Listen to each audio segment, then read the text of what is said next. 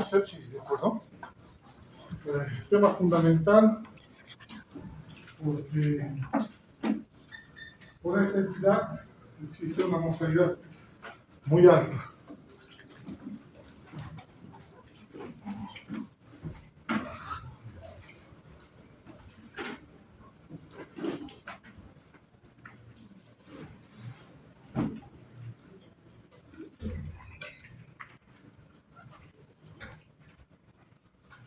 Hoy vamos a hablar algo de epidemiología, conceptos, la fisiopatología, el cuadro clínico, el diagnóstico y el tratamiento.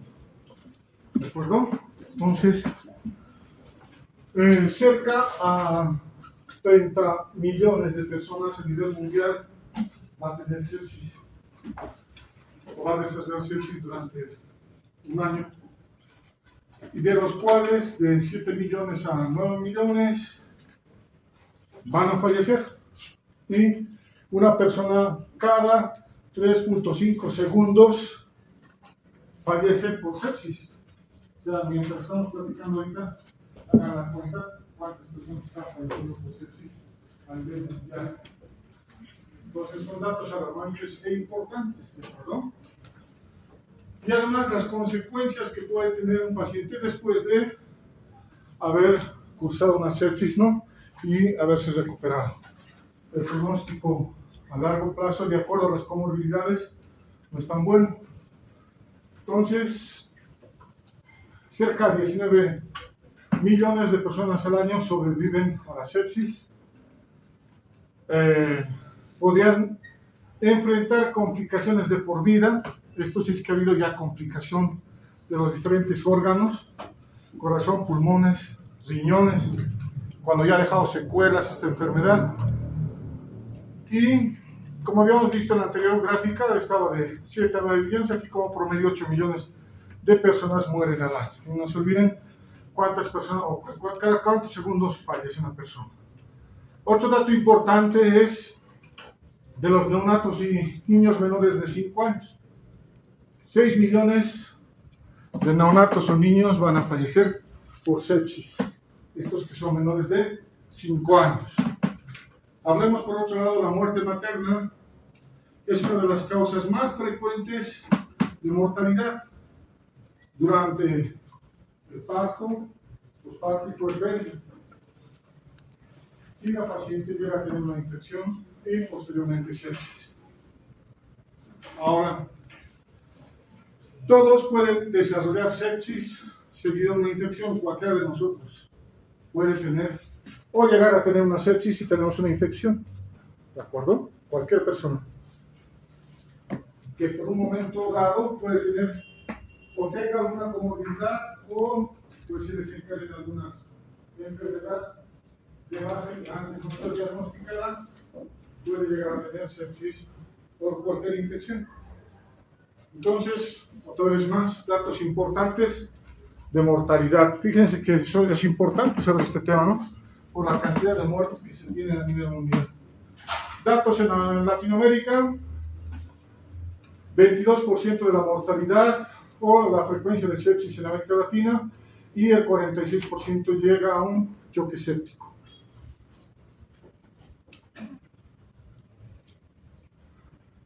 Algo que debemos tomar en cuenta y que también nos llama la atención es que, pues, ¿quiénes tienen la mayor desventaja en cuanto a esta entidad? Países de ingresos bajos, países en desarrollo, o sea, todos los países latinoamericanos, ¿no? A excepción de algunos cuantos. Entonces ellos tienen mayor riesgo de, pues, tener más consecuencias de esta entidad o enfermedad. Algunos otros datos, y este es el más importante, ¿no? Fíjense, la higiene de manos salva millones de vidas cuando se realiza correctamente en la atención médica. Un procedimiento tan sencillo que es, que a veces lo podemos tomar así de lado, no lavarse las manos, solo ponerse alcohol gel. Si pasamos visita en un hospital donde hay pacientes infectados, debemos hacernos un lavado de manos adecuado, correcto, después de revisar a un paciente y luego para pasar a revisar otro. Entonces, solo con este procedimiento que es tan sencillo, podemos evitar que un paciente que tenga una infección llegue a una sepsis y posteriormente llegar a la muerte. Ahora, el término sepsis va a derivar del griego sepsis, que significa putrefacción o decadencia de la materia orgánica. Como término médico, el concepto de sepsis ha estado en constante cambio y la definición actual derivada de el tercer consenso internacional de sepsis, el 2016, considera como una disfunción de órganos que amenaza la vida causada por una desregulación de la respuesta del hospedador a una infección. ¿De acuerdo? Esa es la definición actual de la sepsis. En este tercer consenso de sepsis también tenemos otros conceptos, ¿no? Bueno, este es el concepto del tercer consenso, lo que habíamos mencionado, causada por una respuesta anómala del huésped a la infección que supone una amenaza para la supervivencia. Otro concepto que debemos tomar en cuenta es el síndrome de respuesta inflamatoria sistémica. Y hablamos de síndrome de respuesta inflamatoria sistémica cuando existe dos de estos componentes, el SIRS, famoso SIRS, ¿no? Cuando tenemos temperatura central mayor a 38 o menor a 36. ¿Estamos hablando de qué? De fiebre y de hipotermia, ¿no? Y es sencillo de valor, por lo menos los tres primeros parámetros, porque estamos hablando de los signos vitales, ¿de acuerdo? Eso. Entonces, otro parámetro que se toma en cuenta es la frecuencia cardíaca. ¿Cuál es el valor normal de la frecuencia cardíaca? 100. Bien, pero para considerar SIRS ya tomamos una frecuencia cardíaca mayor a 90 latidos por minuto. La frecuencia respiratoria es otro dato que nos orienta a determinar si el paciente tiene o no un SIRS. Entonces, tomamos en cuenta que el valor normal de la frecuencia respiratoria es de ¿cuánto? De 16 a 20. Si es más de 20, ¿qué es? Muy bien. Si es menos de 16, muy bien. Entonces es otro parámetro que tomamos en cuenta. Y para el SIRS es mayor a 20. O otro dato que podemos encontrar en una gasometría, que es la presión parcial de dióxido de carbono, que es menor a 32 milímetros. Entonces es otro parámetro. Ya este es laboratorial, ¿no? Que lo vamos a encontrar en una gasometría. Y otro examen complementario en el que vamos a encontrar estos datos va a ser el hemograma, donde vamos a encontrar glóbulos rojos y glóbulos blancos. Y en este caso, para el dato que debemos tomar en cuenta para un síndrome de respuesta inflamatoria sistémica son los leucocitos, que son los glóbulos blancos. Entonces, el dato o el valor o punto de corte va a ser glóbulos blancos o leucocitos mayores a 12.000. Sería una leucocitos. O fíjense, un parámetro de leucocitos menor a 4.000, que sería una leucopenia. O encontramos un desvío a la izquierda con más del 10% de formas inmaduras. Entonces, esos son los parámetros que nosotros debemos tomar en cuenta para que un paciente esté considerando que tenga un síndrome de respuesta inflamatoria sistémica. Ahora, este es otro concepto que debemos tomarlos en cuenta, que es el síndrome de daño múltiple de órgano, donde vamos a tener una disfunción de dos o más sistemas de órganos alejados del sitio de la patología inicial.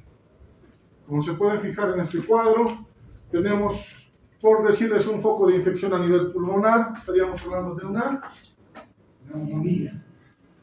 Si este paciente de esta infección, que es la neumonía, ha pasado a sepsis, y la sepsis ha ido comprometiendo a otros órganos vitales, como puede ser nivel renal, puede ser nivel cardíaco, neurológico, o puede ir hacia el otro pulmón, etc., ya estamos hablando de un síndrome de daño múltiple de órganos, ¿no? Entonces, otro parámetro que debemos tomar en cuenta.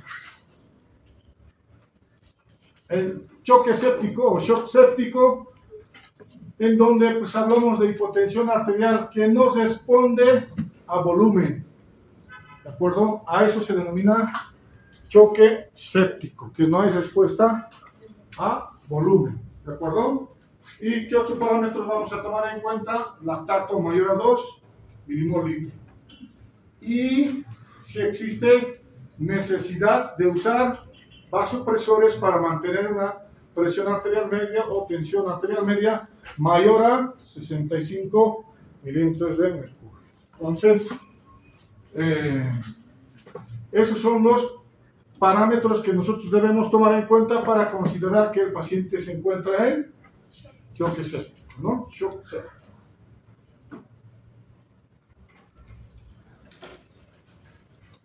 Y en cuanto a la clínica, habíamos mencionado algunos parámetros en las definiciones.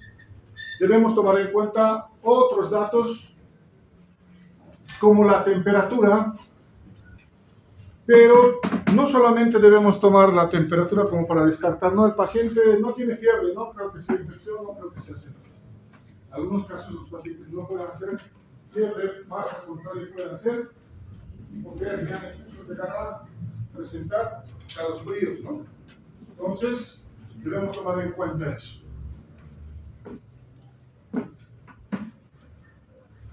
La frecuencia cardíaca, que al inicio puede ser más baja en los jóvenes y adultos que están en forma, es decir, aquellas personas atletas que hacen actividad física, puede incrementarse, ¿de acuerdo? Y pues, en algunos casos, como en embarazadas, es normal que la frecuencia cardíaca se incremente desde 10 a 15 latidos por minuto. Eso es fisiológico, ¿de acuerdo?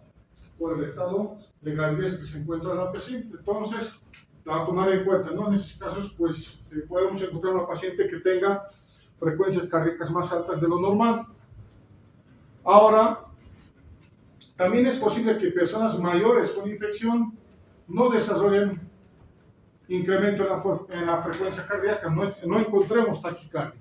Esto puede ser solapado en los pacientes adultos mayores. Y en cuanto a la presión arterial y la saturación, nosotros debemos tomar en cuenta bien e interpretar los valores que estamos tomando, ¿de acuerdo? Los valores normales no pueden excluir sepsis en personas jóvenes. También debemos tomar en cuenta el antecedente de nuestro paciente. Si nuestro paciente es hipertenso, de difícil control, y tiene presiones de 140 a 90, 130 a 90, ya con 3 antihipertensivos,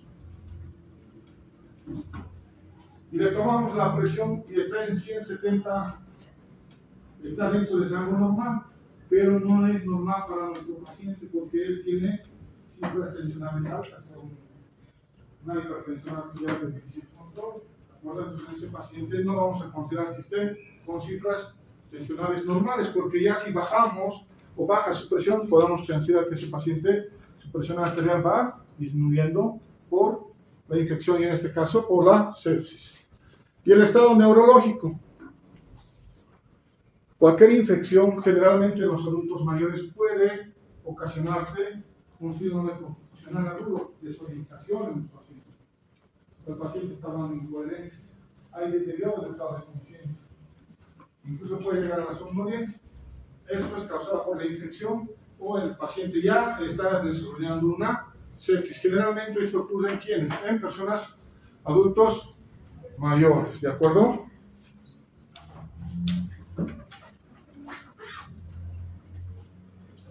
En cuanto a la fisiopatología, según este artículo publicado ya hace varios años, en 1997, puede ir por estadios. El primer estadio, estaríamos hablando de una inflamación local. Todo lo que han llevado las teóricas de inflamación ocurre a nivel del foco infeccioso, ¿no? Una inflamación local, estadio 1. Luego, progresa a un estadio 2, donde ya no es solamente local, ¿de acuerdo? Va a migrar, puede haber migración a otros órganos. Y por lo tanto, va a haber un estado de proinflamación. y puede pasar a un estadio 3, donde ya tenemos una reacción sistémica masiva o mayor compromiso de todos los órganos y puede haber una falla orgánica múltiple, ¿no? Y pasamos, cuando ya el paciente tiene compromiso de varios órganos, puede irse a un estadio 4, donde existe ya una inmunosupresión excesiva, donde va a haber hiperactividad de la respuesta inflamatoria que va a llevar a nuestro paciente a una inmunosupresión. Toda esa hiperactividad de esa reacción inflamatoria que se causó en nuestro paciente con el objetivo de defender sobre el agente agresor, que sería cualquier bacteria, virus, hongo, causa una hiperactividad que pues, nos va a ocasionar inmunosupresión, que va a hacer que nuestro paciente sea susceptible mayor a infecciones y a la rápida provisión de esta infección.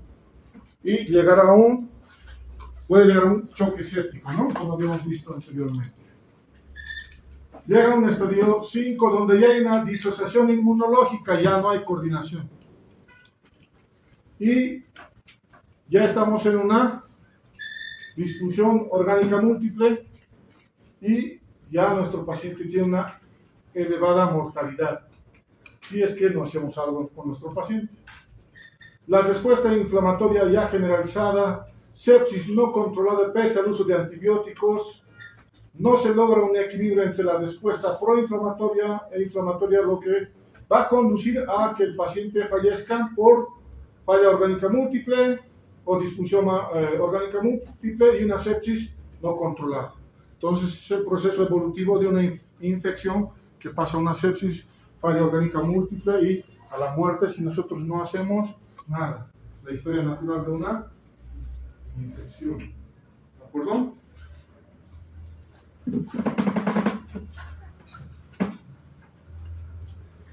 Dentro de lo que corresponde a una falla orgánica, podemos encontrar lesión pulmonar aguda que se va a manifestar como un síndrome de distrés respiratorio agudo que se va a caracterizar por hipoxemia e infiltrados, ¿perdón? Infiltrado inflamatorio. Podemos encontrar una disfunción cardiovascular donde vamos a encontrar disfunción miocárdica, hipovolemia por vasodilatación. También podemos encontrar compromiso a nivel renal que va a ocasionar una insuficiencia renal, donde vamos a encontrar que lesión tubular aguda focal y mínimo daño glomerular, esto por la infección, va a repercutir en ¿qué? En hipovolemia, hipotensión, vasoconstricción y pues a tomar en cuenta si es que tenemos compromiso renal, el uso de fármacos, ¿no? Que podemos ocasionar mayor lesión. Al usar algunos antibióticos, tenemos que calcular la dosis renal, o al usar algunos antiinflamatorios, AINES, que pueden ocasionar mayor daño a nivel renal. Y la disfunción cerebral, donde podemos encontrar lesión cerebral microscópica que no es evidente, inclusive en estudios de tomografía o resonancia, falla en el balance hidroelectrolítico, alteraciones en la microcirculación, alteraciones del metabolismo y de los neurotransmisores, además de alteración cerebral colinérgica. Eso a nivel cerebral con la disfunción. También podemos encontrar una polineuropatía, miopatía por enfermedad crítica, que esto va a dificultar para el retiro de ventilación mecánica. Entonces, nuestro paciente que está en sepsis y ha llegado a choque séptico va a necesitar soporte ventilatorio con un ventilador para hacer una respiración asistida. Entonces, si tenemos un paciente que ha tenido una falla orgánica múltiple, una sepsis, vamos a encontrar esto. Por lo tanto, nuestro paciente va a ser difícil de explicarlo de ventilador, así lo llaman, ¿no? De retirar la ventilación asistida.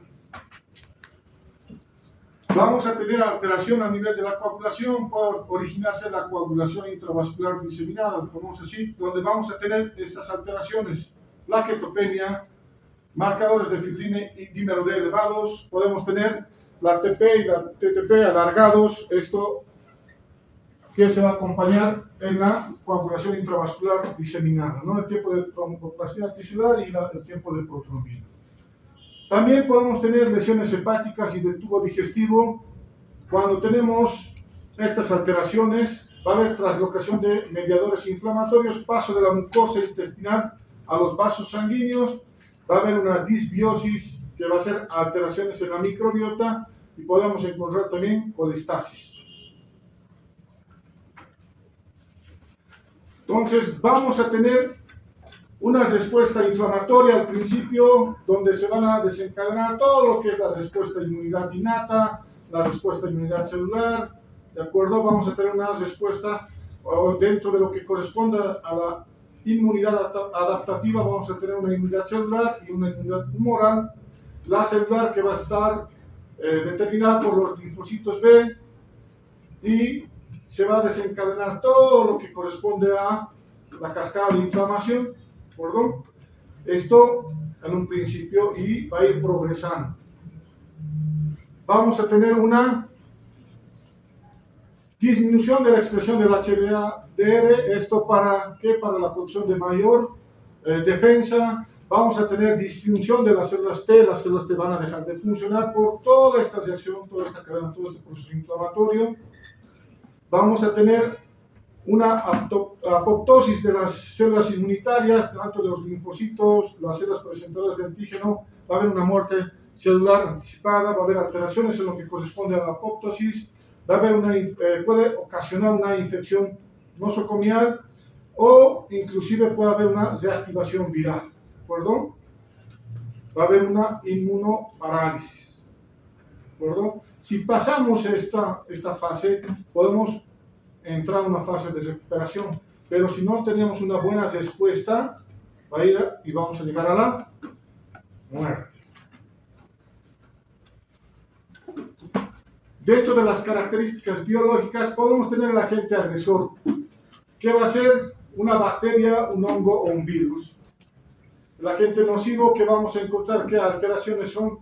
La endotoxina, el péptido, glucano, la lipoarabinominano, todas estas sustancias que van a entrar en lo que es el proceso inflamatorio, va a ocasionar esta cascada, ¿no? Alteraciones en los polimorfoglucares, células presentadoras de antígeno, mayor liberación de interleucinas, la 1 beta, la 6, factores de necrosis tumoral, todo lo que corresponde a un proceso inflamatorio que va a ocasionar que mayor incremento de liberación de todas estas interleucinas y que vamos a tener una red extracelular de neutrófilos que pues van a ocasionar una alteración o disfunción a nivel endotelial.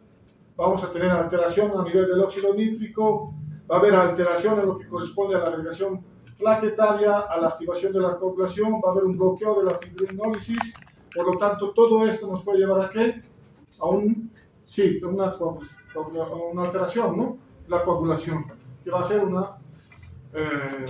que nos puede llevar a una disfunción orgánica múltiple, ¿no? De pronto, por el otro lado, también las células que van a incrementar su apoptosis y va a haber células necróticas, igual de la misma manera van a tener alteraciones en lo que corresponde a su ADN, a su composición estructural celular, que va a desarrollar todo este mecanismo y esta cascada hasta llegar a una disfunción orgánica.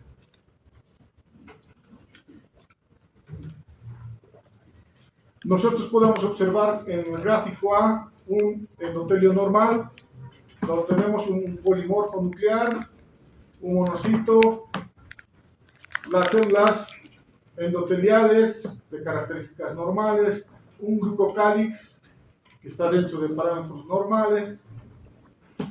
Pero ¿qué es lo que pasa en la sepsis? Fíjense toda esta alteración que va a ocurrir. Va a haber una injuria en el glucocálix que va a ser el tema teórica. Se ha separado de forma independiente porque se ha avanzado mucho en lo que corresponde al glucocálix y hay mucho de qué hablar. Entonces, el profesor Hinojosa es el que va a dar la clase teórica del glucocálix, que lo van a entrar con más detalle. Pero fíjense cómo hay esta cascada o esta alteración, ¿no? Va a haber activación de los monocitos mayores, va a haber presentación de antígenos, anticuerpos, van a existir estos polimorfos nucleares, van a ser una diapédesis que van a migrar a través del endotelio, y pues tenemos todas estas alteraciones en un endotelio con sepsis, en comparación de un normal que pues todo ok. Entonces, este otro gráfico es de la misma manera. Vamos a tener todas las células que van a participar en lo que corresponde a la respuesta de la sepsis, todo lo que corresponde a los componentes de la inflamación, desregulación, alteración inclusive a nivel de las células beta, porque va a haber mayor apoptosis, ¿de acuerdo? Y vamos a tener alteraciones en lo que corresponde a la funcionalidad en todos los que son los linfocitos T, los T helper 1, T helper 2 y mayor apoptosis en estas células, por lo tanto disfunción. Ahora, ¿qué agentes etiológicos vamos a encontrar con frecuencia para que originen la sepsis? Si tenemos un foco primario, aquí estamos hablando de el respiratorio que llega al 47 hasta el 50% de foco primario de una infección que va a llevar a una sepsis. ¿Qué factores predisponentes vamos a tener para que este foco primario llegue a una sepsis? Pacientes con patologías de base como la enfermedad pulmonar obstructiva crónica, pacientes que están intubados, alteraciones de la deglución, pacientes que no pueden deglutir. ¿Qué es lo que puede pasar? El alimento no va a pasar al tracto digestivo, sino va a irse hacia la vía respiratoria y vamos a tener una neumonía por broncoaspiración. El etilismo, que es otro factor importante para el desarrollo de infecciones respiratorias que pueden llegar a sepsis. Luego, el bajo nivel del estado de conciencia, que de la misma manera puede presionar broncoaspiración, ¿no? Y los microorganismos habituales que te van a ocasionar este tipo de infección a nivel respiratorio, pues el estreptococo y el estafilococo, la influenza y la E. coli, que son microorganismos habituales que vamos a encontrar.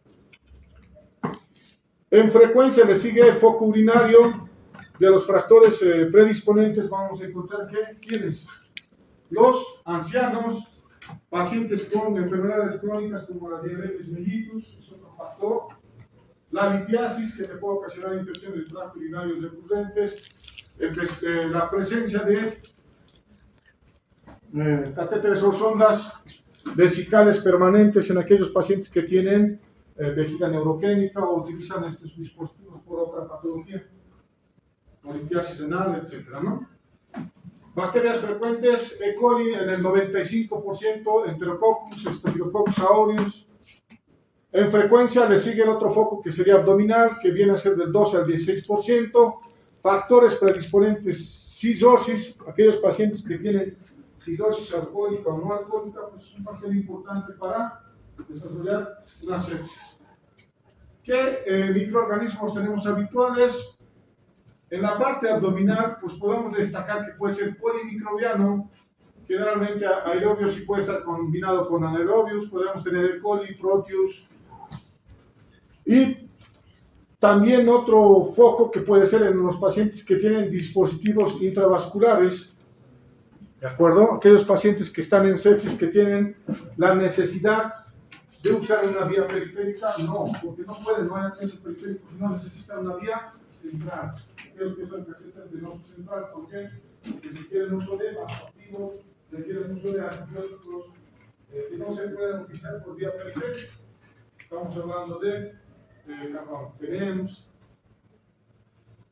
y las bacterias o los microorganismos habituales vamos a encontrar Staphylococcus aureus, Streptococcus epidermidis, inclusive podemos encontrar pseudomonas. Y otro foco menos frecuente, las partes blandas. ¿Qué factores de riesgo predisponentes vamos a encontrar? Pacientes que tienen úlceras por decúbito. ¿Y quiénes tienen úlceras por decúbito? Aquellos pacientes que no pueden. Muy bien, aquellos pacientes que están, pacientes que pueden estar en coma, ¿no? Deterioro neurológico, no hay movimiento. Pacientes con secuelas de evento vascular cerebral, tanto hemorrágico, isquémico, hemiplegias, ¿de acuerdo? O paraplegias, por accidentes de tránsito, los que manejan moto tienen que cuidarse mucho, generalmente pueden tener una fractura a nivel de columna vertebral, trauma medular, paraplegia. Entonces esos son los que puedan tener úlceras por decúbito. Las quemaduras y aquellos pacientes que también utilizan otros tipos de vías, como el catéter venoso, no periférico. Gram positivas, enterobacterias y anaerobios como microorganismos habituales. Pero ¿qué es lo que pasa a nivel intrahospitalario? Ya cambia los microorganismos con frecuencia. Para que no se olviden, pues esta siempre es el acrónimo que usan la mayor parte de los estudiantes, los residentes, para recordarse cuáles son los agentes etiológicos intrahospitalarios más frecuentes de una sepsis. ¿De acuerdo? El escape, ¿no? E viene de Enterococcus, S de Staphylococcus, la K de Klebsiella, la de Acinetobacter o Acinetobacter, como le dicen, la P de Pseudomonas, la E de Enterobacter. Entonces, está fácil, ¿no? Escape. Si en la pregunta del parcial les van a preguntar, uno de los siguientes no corresponde a un agente etiológico intrahospitalario. Si aquí encontramos una E. coli, o en la pregunta de su examen puesta una E. coli, ¿cuál sería la respuesta correcta? Calcularse como una la E, ¿no? 2S hay cuidado que diga E. coli. Entonces, fácil de recordarse. Los agentes etiológicos intrahospitalarios.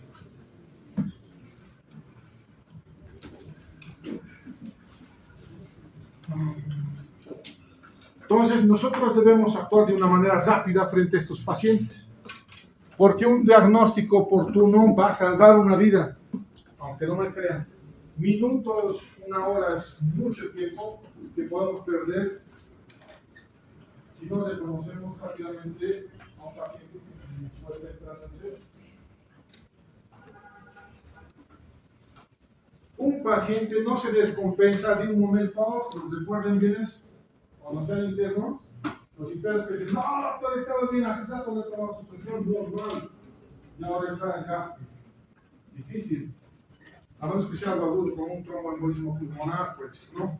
Así súbito, un infarto agudo súbito. Pero no, los pacientes con infección progresan. Como hemos visto los pasos, entonces a este paciente se lo puedes reconocer, ¿de acuerdo? De todas maneras, estamos viendo aquí un flujograma de cómo deberíamos nosotros evaluar a un paciente que pueda tener un síndrome febril compatible con infección con uno o más criterios, ¿no? Primero, la anamnesis.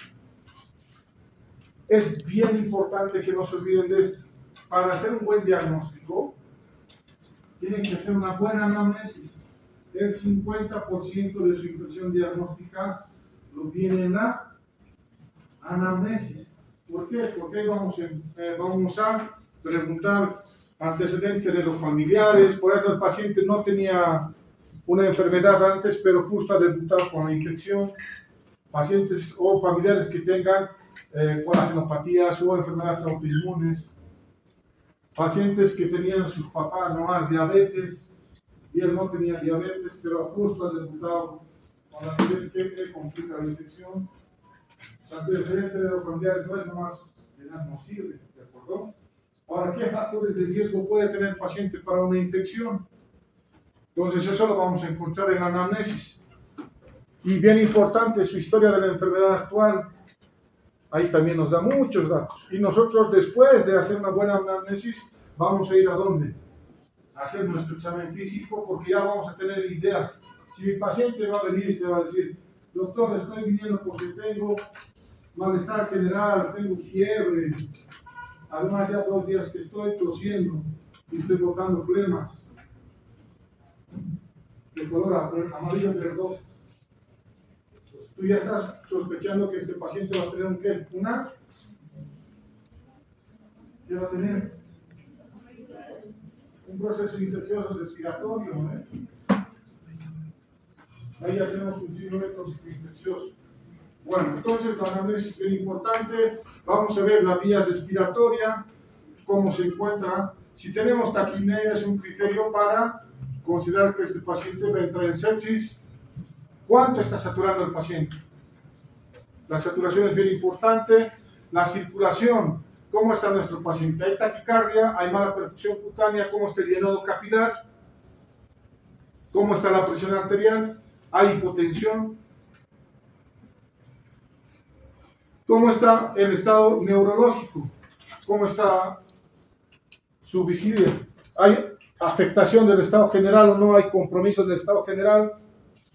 ¿Tenemos disminución del nivel de conciencia o encontramos meningismo al examen físico? O si nosotros tenemos un dato laboratorial que es bien importante para, como biomarcador en sepsis, que es el lactato, o si existe hiperglicemia no explicada, el paciente no tenía antecedentes de diabetes y de hacer un control laboratorial y tiene hiperglicemia, o pues lo que habíamos mencionado, hiperlactotemia, ¿no? Entonces, nosotros debemos sospechar si el paciente tiene el síndrome febril, más uno o más de cualquiera de estos criterios para activar el código sepsis. ¿Listo?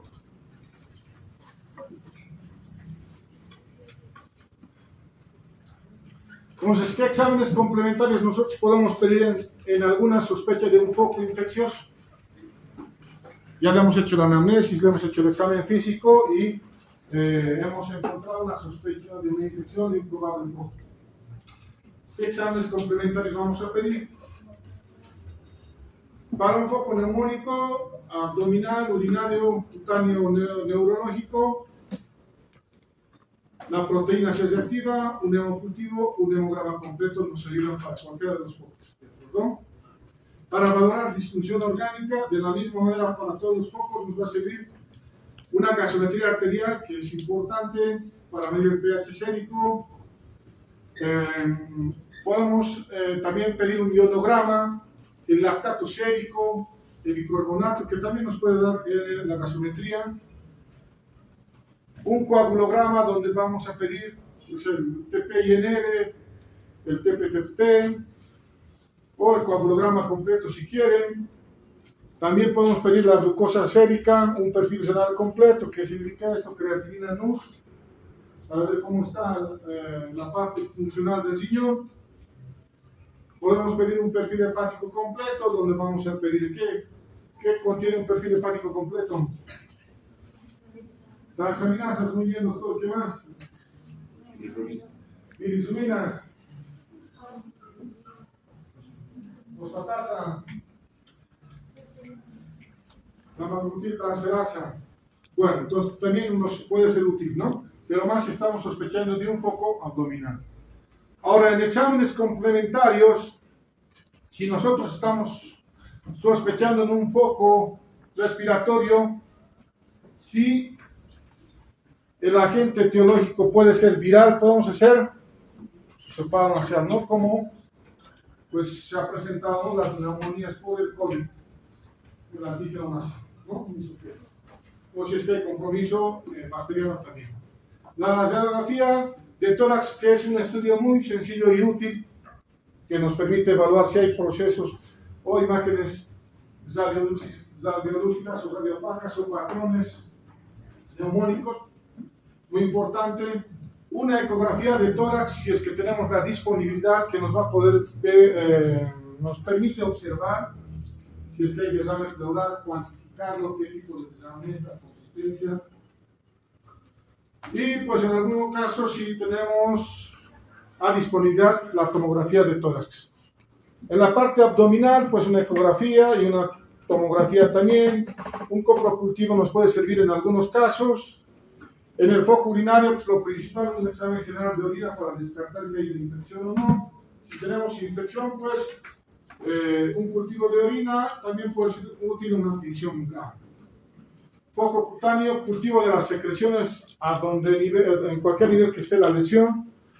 Y en el foco neurológico, una punción lumbar, una PL para hacer análisis del líquido cefalorraquídeo. Y en este sí es importante un ataque de encéfalo. ¿De acuerdo? Son bien importante, si tenemos un paciente con CIS, infección, CIS, sospecha de sepsis, ya hay deterioro del estado neurológico y tenemos signos de meningismo, a ese paciente hay que hacerle una punción lumbar, bien importante. Y también su tomografía de encéfalo para ver si hay alguna otra alteración.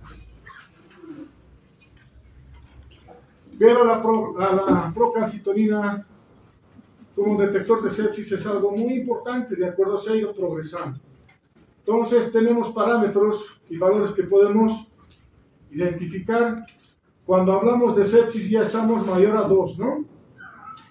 Esta procalcitonina va a incrementarse a partir de las 3 a 6 horas posteriores a la infección bacteriana y va a ser significativa a las 6 horas. Sus valores van a estar en niveles máximos a las 12 a 48 horas y va a presentar una vida media de 24 horas aproximadamente. Entonces, en cuanto más alta tengamos los niveles de procalcitonina, pues tenemos, considerando una sepsis severa, incluso llegar a un choque séptico. ¿Listo? De nuevo al código sepsis, igual que nosotros tenemos un código de infarto agudo de miocardio, podemos implementar el código sepsis, eso es lo que se sugiere actualmente, ¿no? Sospecha de infección, valoración, todo lo que hemos visto anteriormente. Esta evaluación clínica tiene que hacerse en menos de 30 minutos, lo que hemos visto en el anterior gráfico, ¿no ve? Cómo están sus signos vitales, diarrea, deterioro del estado neurológico, pues el PSD, inmediatamente.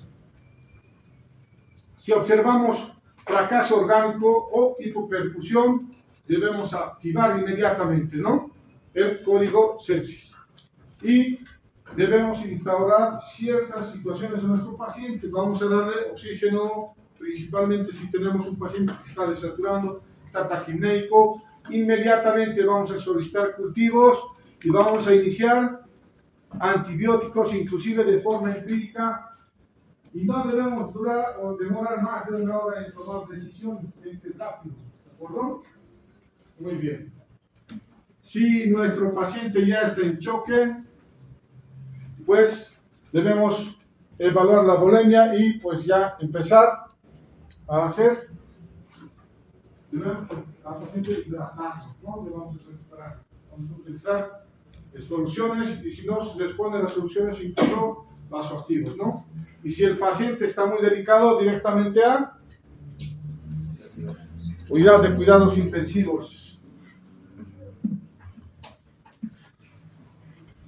Entonces, esta es la cadena de supervivencia en sepsis. El manejo inicial tiene que hacerse menos de 6 horas cuando ya está en choque séptico. Primero, la detección, foco de infección más SOFA, más órganos con disfunción, debemos medir el lactato, inmediatamente control del foco séptico, donde debemos hacer cultivos, iniciar antibióticos menos de 1 hora y drenaje del foco si es que existe un absceso o algo para controlar el proceso infeccioso. Debemos ver la mejora de la volemia. ¿Cómo vamos a hacer eso? Administrando oxígeno y administrando soluciones cristaloides, 30 ml kilogramo peso. Eso debemos iniciar igual en la primera hora, una vez identificado a nuestro paciente, y siempre andar evaluando la volemia, ¿no? Cómo está la presión. La monitorización tiene que ser continua, debemos mantener la tensión arterial media mayor a 65, esto siempre con la evaluación de la volemia. Debemos mantener una frecuencia cardíaca menor a 110, debe haber una adecuada perfusión cutánea, la saturación adecuada sería mayor a 92 o mayor a 90 en nuestro medio, inclusive en 86, porque estos son parámetros de nivel del mar. La diuresis mayor a 5 ml kilogramo hora y el lactato tiene que disminuir en comparación al inicial. ¿De acuerdo? Si nosotros no podemos mejorar la volemia con soluciones, debemos iniciar vasoactivos, ¿de acuerdo? Ajustar resistencias vasculares y el tratamiento de elección para la sepsis choque séptico es la noradrenalina. Y la valoración para que ingrese el paciente a la unidad de cuidados intensivos. ¿De acuerdo? Todo eso se tiene que hacer en menos de 6 horas. ¿Listo? Entonces, cuando ustedes estén de guardia en la noche, van a estar de guardia. Tienen que estar atentos, porque generalmente están en la guardia hasta las 11, 12 y luego se duermen y ya no les controlan. Tienen pacientes dedicados, paciente en menos de 6 horas lo podemos mejorar, ¿eh? Pueden mejorar. Pero si no hacemos nada, ¿qué vamos a hacer? Vas a UTI y luego pasa interconsulta con San Pedro. Y no se olviden, el tiempo es... Listo. Esto es de la misma manera otro gráfico para el ingreso a la UTI, todo lo que hemos mencionado, detección, los exámenes de laboratorios. Esta es la escala SOFA que utilizamos para determinar, ¿no?, los parámetros. Si vamos a encontrar la alteración, vemos la función respiratoria, vemos la coagulación, vemos alteración en las bilirrubinas, vemos la parte vascular, si la presión arterial está comprometida o no, vemos la parte del sistema nervioso central, vemos, para esto evaluamos el Glasgow y vamos a tener diferentes parámetros, ¿no?, y vamos a sacar un puntaje. En el último consenso no se recomienda solo usar estos. En el anterior, en el segundo, se mencionaba, no está salido como el boom, todos hablaban de SOFA, pero si se fijan, el SOFA tiene muchos parámetros, decía, bueno, y ha salido el Q-SOFA, que suprime los parámetros, ¿verdad? Pero actualmente el último consenso nos indica o nos sugiere que no solamente debemos tomar en cuenta estas escalas de gravedad en la sepsis, sino estas otras escalas. Debemos utilizar 2 escalas. Y las escalas nos sirven para el pronóstico como tal, no así solo para el diagnóstico. ¿De acuerdo? Entonces tenemos la escala de Niels, donde igual de la misma manera toma parámetros respiratorios, oxigenación, la respuesta a la suplementación del oxígeno, la presión, la sistólica, la frecuencia cardíaca y niveles de conciencia, ¿no?, donde el puntaje se va a sumar y nos va a dar como parámetro riesgo clínico bajo, moderado a alto, si el valor es mayor a 7 o más. Y esta es otra escala, igual de la misma manera, ¿no? Este es el NIMS. Entonces, no solamente debemos utilizar una escala, debemos utilizar 2 o 3 escalas para la evaluación pronóstica de nuestro paciente que tiene sepsis. ¿Listo? Y todas esas escalas están en las apps, los que ya descarguen su app en su celular, el Medicalc, que es una app que está ahí todas las escalas, fórmulas que les facilitan, ¿de acuerdo? Y lo básico es gratuito, el pagado tiene muchas cosas más, pero pues pueden buscar, hay bastantes aplicaciones para que las tengan a la mano, ¿de acuerdo? En cuanto al manejo de la sepsis, ya habíamos mencionado antes que lo mejor es que tenemos que tratarlos de conocer, etcétera, en menos de la primera hora.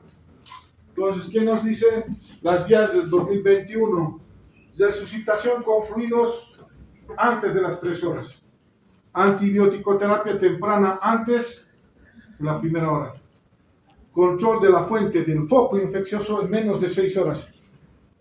En resumen, lo que nos sugiere la guía o de la campaña de sobreviviendo a la sepsis del 2021. Parámetros importantes. Ahora, ¿cuáles son los objetivos de tratamiento que nosotros vamos a tener en nuestro paciente con sepsis? O inclusive con choque séptico. Lo que ya habíamos mencionado antes. Mantener una presión arterial media mayor a 65-70. Mantener un flujo urinario mayor a 0.5 o 0.7 ml/kg/hora. Disminuir los niveles de lactato. Mejorar la perfusión cutánea y estabilizar y recuperar el nivel de conciencia de nuestro paciente. Entonces, no se olviden que estos son los objetivos que nosotros debemos llegar a hacer el tratamiento en un paciente que tiene sepsis. ¿Cómo vamos a llegar a mantener la presión arterial entre 65 y 60? Si está bajando a 60, 50, ¿qué es lo que vamos a hacer? Fluidoterapia. Muy bien, doctores. Volvemos a empezar. fluidoterapia, ¿de acuerdo? Recomendamos la reanimación con los fluidos en los pacientes con sepsis y choque séptico. Sugerencia: cristaloides balanceados o solución salina a 30 ml kilogramo peso, ¿de acuerdo? Para la reanimación inicial y posteriormente reemplazo de volumen intravascular en pacientes con sepsis y choque séptico, se sugiere agregar albúmina si es que se requiere cantidades importantes de cristaloides. No es como una recomendación, pero lo principal es cristaloides solución salina.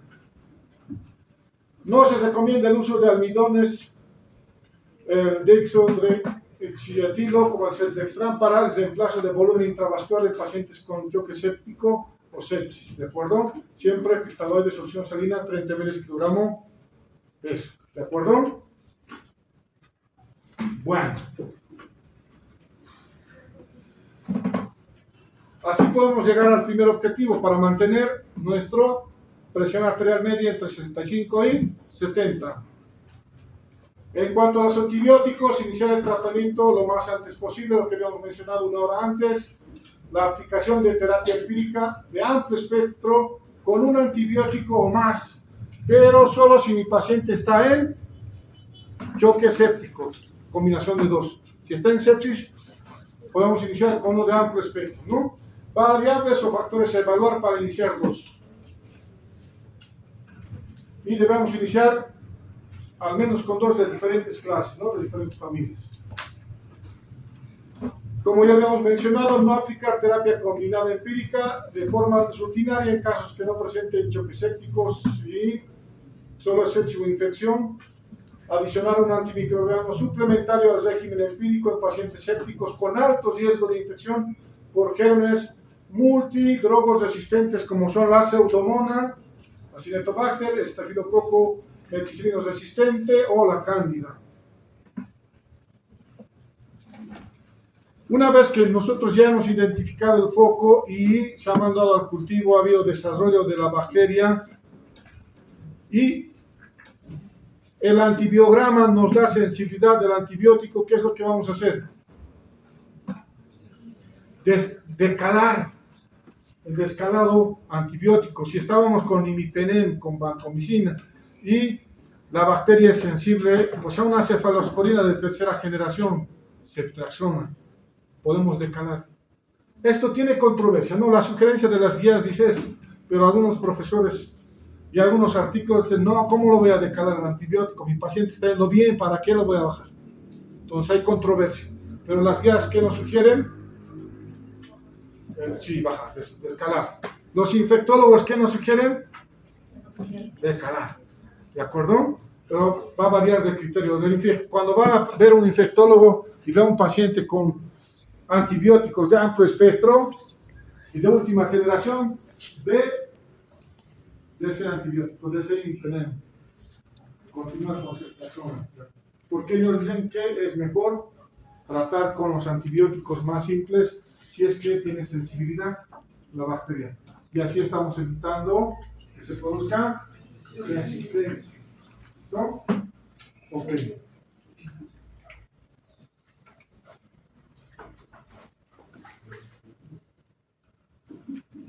Controlar el origen de la infección, diagnóstico anatómico de la infección, ¿no? Y pues buscar el lugar de la infección. Ahora, si no mejoramos en la primera hora, si no llegamos al objetivo de mantener nuestra tensión arterial media en 65-70, ¿qué debemos hacer? Si no responde a líquidos, iniciar vasoactivos, ¿de acuerdo? Y de primera elección, la norepinefrina, que debemos utilizar a una dosis inicial de 0.01 a 0.04 con rango de dosis usual de 0.04 a 1. Tratamiento de elección para sepsis y choque séptico, la norepinefrina o noradrenalina. Si no tenemos, también podemos utilizar la adrenalina o epinefrina a 0.02 hasta 0.5. También podemos utilizar la dopamina y si nuestro paciente no tiene buenas respuestas, podemos combinar inclusive dopamina con norepinefrina, o el milrinone también se puede combinar, ¿no? Pero pues tratamiento de primera elección, noradrenalina, ¿de acuerdo? Y estos vasopresores no lo vamos a manejar en sala, ya se encarga el intensivista en cuidados intensivos. Los que nosotros tenemos pacientes en emergencias y en sala, pues le vamos a usar la noradrenalina, si es que no hay espacio en la unidad de cuidados intensivos, que siempre pasa, ¿no? Nunca hay espacio.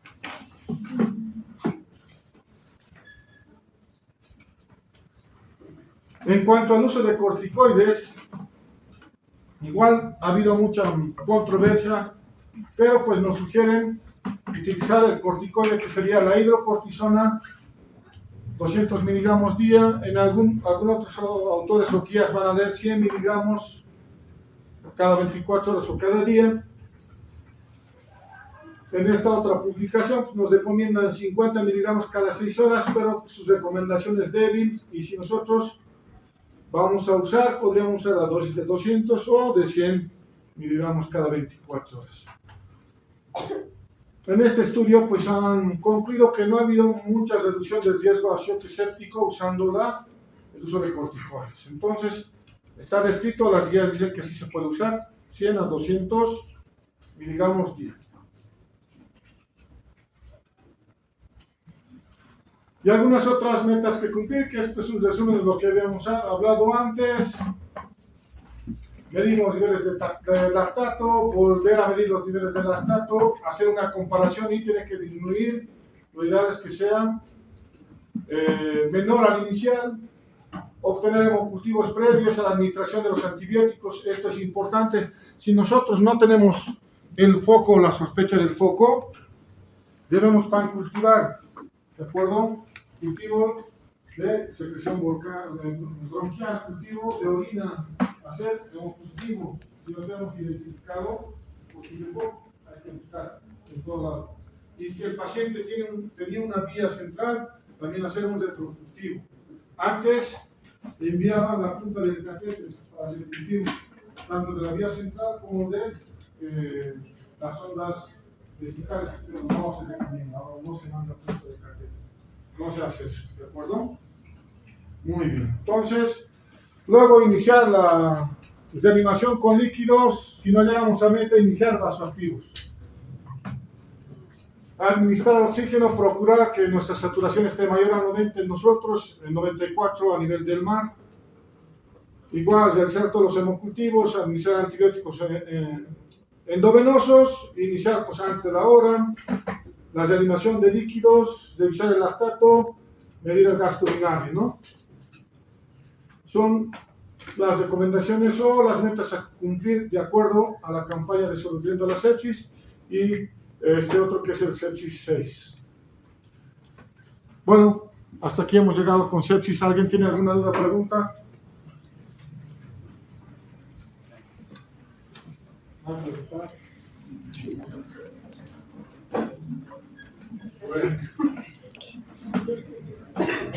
Cuando no había preguntas, mi profesor nos decía cuando yo era residente, dos cosas.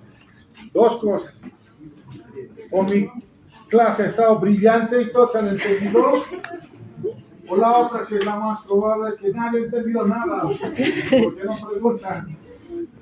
Bueno, como no hay preguntas, terminó la clase teórica.